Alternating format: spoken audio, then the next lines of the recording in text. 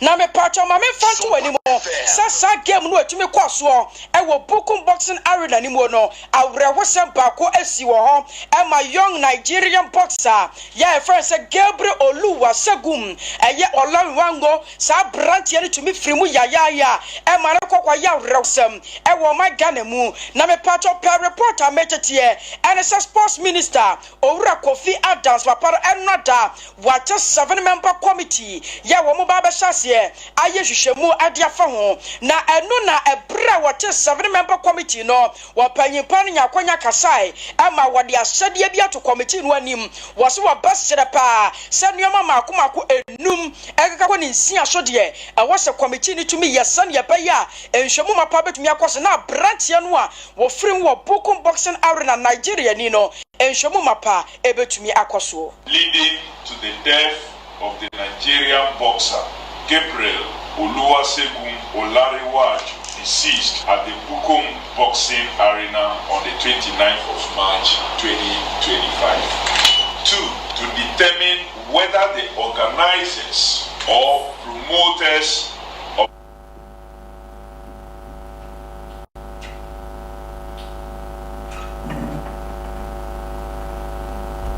there is Sumpa boxing match took adequate steps, followed procedure in allowing the boxer to accept an international match in Accra according to his qualification and experience. 4.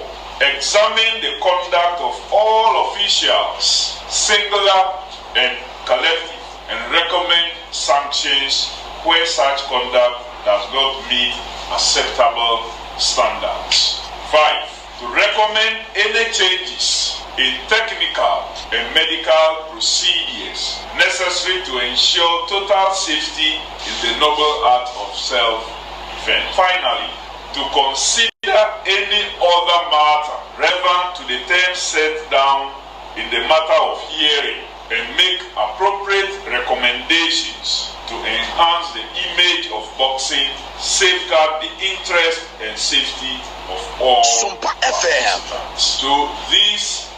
are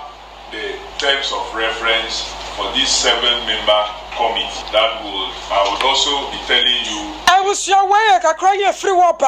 I was Owura Kofi Adams sports minister na catch no and na watch the committee no what here no what best say you shemuma pa entumi enkoso na no achi no and no panyipa no to aso kira say what best pa sa rewosem no a esi ye e wo Bukum Boxing Arena no a e man Nigerian boxer ni free mu no empire pa wo bone say e bintimi si biem san say wo hwem ya rewosem si wo bia free Nigeria mamu no obo my Ghana say wo ba boxing ebe weche na nipa no wa free mu ama Ghana e ba ba gidi bone no wo bompa ye say BNCPM repeatedly showed up, and by whatever design, when we approach them, none, I must say none, showed any indication of resistance, or we needed to struggle to convince any one of them to undertake this assignment. This is because they have been ready, as they have always done, to serve this country and to help improve our sport, and especially boxing, and to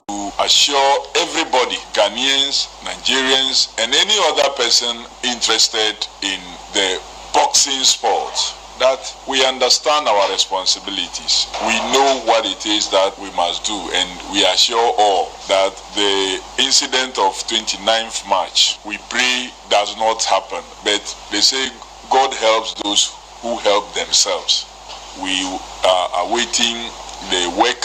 of the committee, and when it's completed, the recommendations therein, we'll look at it and make sure we put it to work, and all of us, I believe, will be satisfied.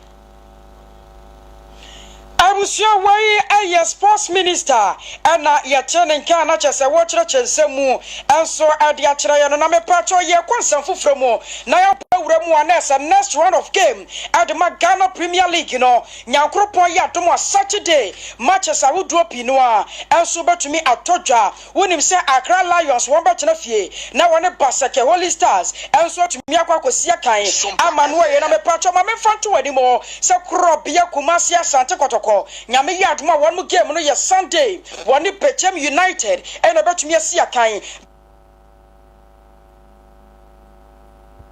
Brekum Chelsea and House of Lions and so betumi asia kan mana ye wonim se bibia ni Gold Stars wo mo betena fie na wane Young Apostles and so atumi akwakosia kan na ma memfanto wani mo se Karela United nyankropon ya doma wone ye Duana Stars sa game wey aye Sunday eye crucial afa Legon Cities wo mo FC Samatas 1996 and so betumi akwakosia kan media ma and so de nie wane Dreams FC e betumi asia kan amane o tumi akoye ma memfanto wani mo sa Vision FC won mo betena fie na woni House of Folk enso atumi akwakosia kan ama na ye na eno na Vision FC won supporters enso ahase kasa won mo kyerem se nyame ya tomu a sa dem no anu ye crucial I was Sunday no won mo do operation mo pa se wo hwe mo House of Folk se won mo da form se team na no kra de o mo kopo ye no na House team share ba ku bi enam so te Vision won bekeka wo mo ho no mo se nyankropon ya duma game abekoso Sunday no wo metumi anya nkunimdie ewo mu yes sadie be ya bra kokotia na ne to buyo ne ebo ne bude Vision yesiese ye hu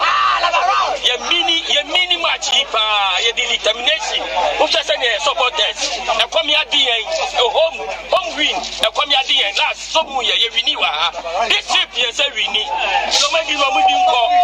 na se si adie ewo Vision ye be ye simple forget it penny but yesiese ye hu as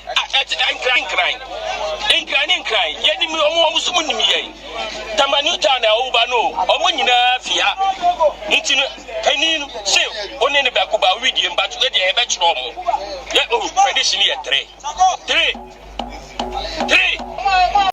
aye bida wa ha usu ko kusanya bi betre yes obo 3 Vision ye mini say ye share has 3 it be prediction aya mini say ya basha na chase wey aya kakra ye free wo ba Vision FC one more cheater for na chase one more chase nyame ya tomu a Sunday game no ebekoso no wo mo de kian no ki obetumi atenko mo ama na ye ne ya dan wotaw ne de amana nsam enso atoaso was built to be the best, number one and nothing less.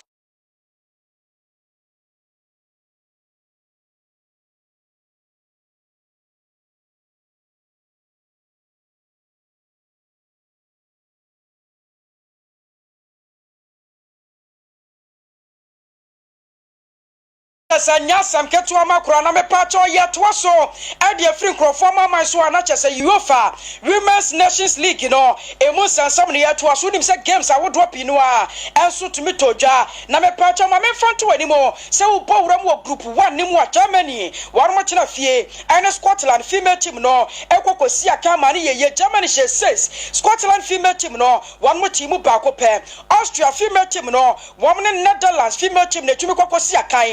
Austria 1 Netherlands 3 eno ne kakra ye free wapa na group 2 ni mudan so semnie Iceland female team no one Switzerland ene kokosi akan ewi a kire no one mo board draw ekokwa ye 3-3 e wo hono mo afa Norway female team no one France female team ekokosi akan Norway antumi antibi eno a kire France ehye 2 Norway 0 group 3 no me patcho se ne mun sansam asitie wonim se Spain female team no one mo kire fie eton sa de Portugal female team ama kensie ni ba na wie no goals makumako 8 ene pie free mu ba ye Spain female team no sha 7 Portugal female team one mu team ba ko pe Belgium and England one female team so no one so tumi kokosi akan no ye group 3 na ma memfanto wani mo se Belgium female team sha 3 afa England one female team no team 2 ye no ne kakra ye free wo ba wo bowra mu e wo group 4 ni mu a Denmark female team no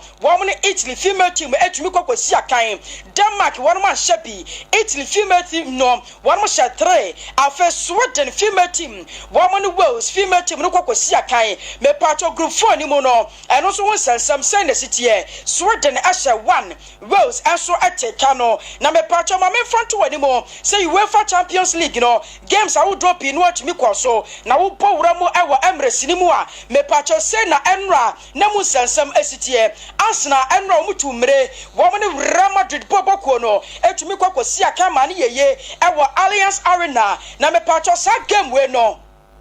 na we na say Arsenal one match me to mra one match 3 Real Madrid boboko no one match me antipi Bayern Munich one so tena fie and Inter Milan ekokosi akama ni yeye me patcho ma me fanto wani mo say after this game no Bayern Munich ashe 1 Inter Milan one more ashe 2 na say no ne kakra ye free wapa na me patcho abranche e friend say Declan Rice me patcho winim say enroda game a wo do ye koso ewo Arsenal and Real Madrid boboko ni mo no wotumi nya free kick ama free kick ni mo no me patcho wotumi to direct free kick a wode she go no edema Arsenal boboko no na me patcho ma me fanto wani mo say after this game no abranche na tumi asate record one ne the first player wotumi anya the direct free kick ya ewo UEFA Champions League ni mo knockout stage ni mo no ene kakra ye free wapa na me patcho wonim say enwa game no a eye Arsenal na Real Madrid enso tumi kokko boy ye no wonim say me din ka dia to wonim dada say Arsenal one share 3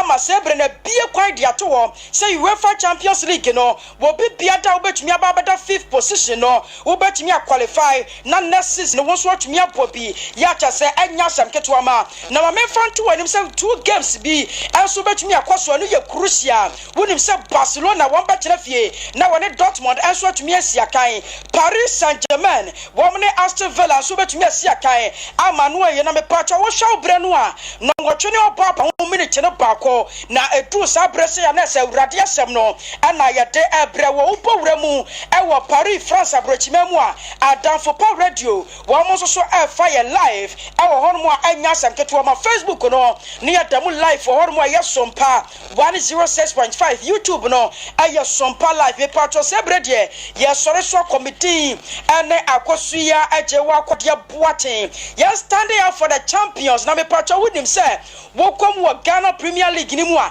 ebesa sore ye jena na so biem wo say this is our home, let's cherish our home na Ghana Premier League and sanso nyina na so biem sore so na ye de urade asem atwa so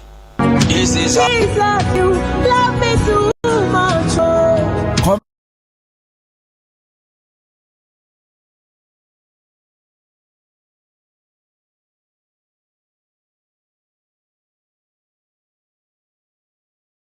Chapter 1 verse 8 was say abide by my word and I said jumadi e chenchirenchi as sina fibia de no ne sewunti ya tuansa e de afra nyame adifo ene nyame asofo bebri e ba jumadi ase e bi ti se Reverend Simon efi Kumase branch, Reverend Ata Roxon African Tampa branch, Reverend Amos Ansu Wanchi branch, Prophet Isaac Kumase na guest speaker obekasa jumadi ase ene Reverend Dr. Kofi Asari we motivational speaker e wo Dero FM no so fupani jumadi nyina Naso and a Reverend Osir Richmond, Ghana Head Pastor and Kransa Branch, Prophet Daniel Boni, and a General Overseer, Edema Safui, or Israel, whatever we are doing, Nanomi Nuba, a ye picnic, Mechra, a grobebri, and a womu, near Sanswashia and Umrenon song, a copima Umrenon Kron, Naquasiada non sodie, a Jumadina, a ye, a Sorbacoso, and a pano Trimpamu, a copim, a we are doing pepe, and into one concern in Patamu, Baby to say and Quabin, Braho, Akuma, Akumsado. Bremai bas ebeba bigina ho no afamo ede maba dwumadi ase sa won kransa krodiam hanso a basi ebegina NDC office ani mu ape no afa won so ede waba dwumadi ase ankrankro bia babi a won so obetimi aba na ye nyina ya be hia nyame nkrofo yi awo Yesu amane hunu dai na sada no nyame be